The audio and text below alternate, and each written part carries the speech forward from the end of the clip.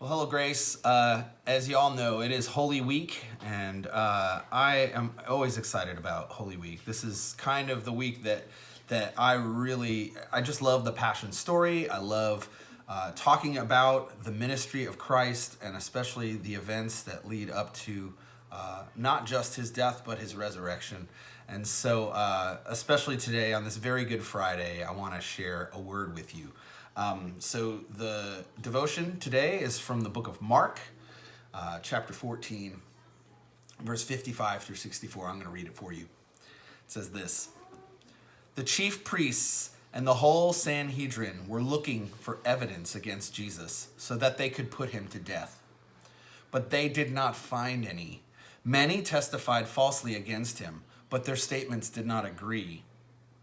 Then some stood up and gave this false testimony against him. We heard him say, "I will destroy the temple made with human hands, and in 3 days will build another, not made with hands."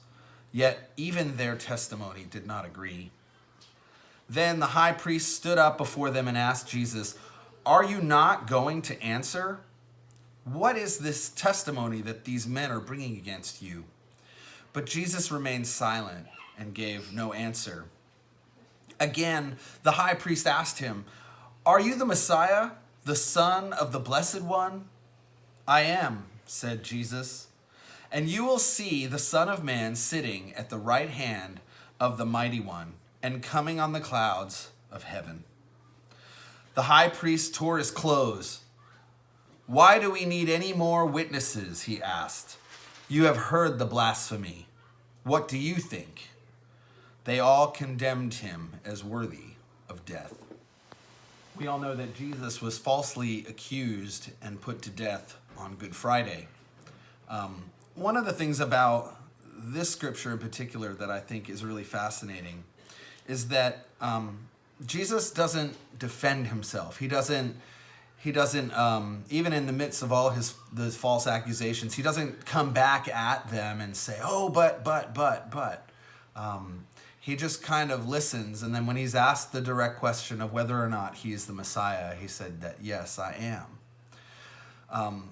One of the biggest challenges, at least for me in my life and in my experience with the Lord, is coming to the place where I have to believe that Jesus is who he says he is. You know, I've had several moments in my life where I've come to these huge crossroads of my faith, where maybe the direction that I thought my life was going in doesn't pan out, or maybe the expectations that I had for certain people, I had disappointment in those relationships.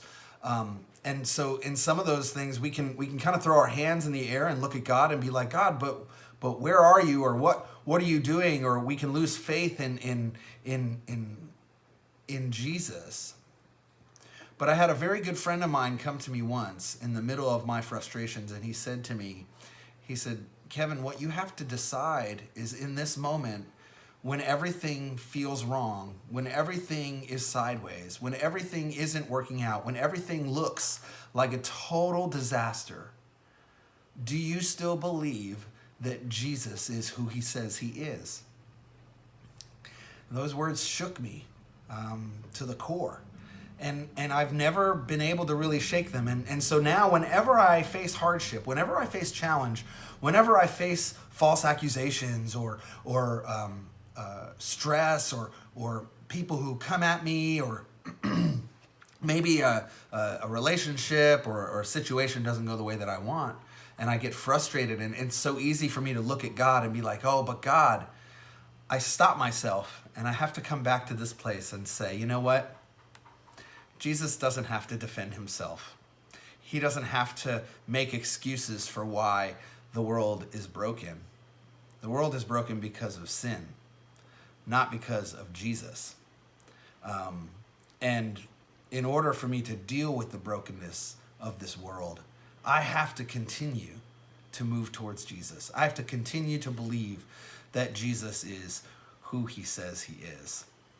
And so I hope that you are blessed this Good Friday as we await the resurrection of Christ as we celebrate that on Easter Sunday, this Sunday. I hope that you are able to embrace your families and celebrate that he is risen this weekend. God bless you all.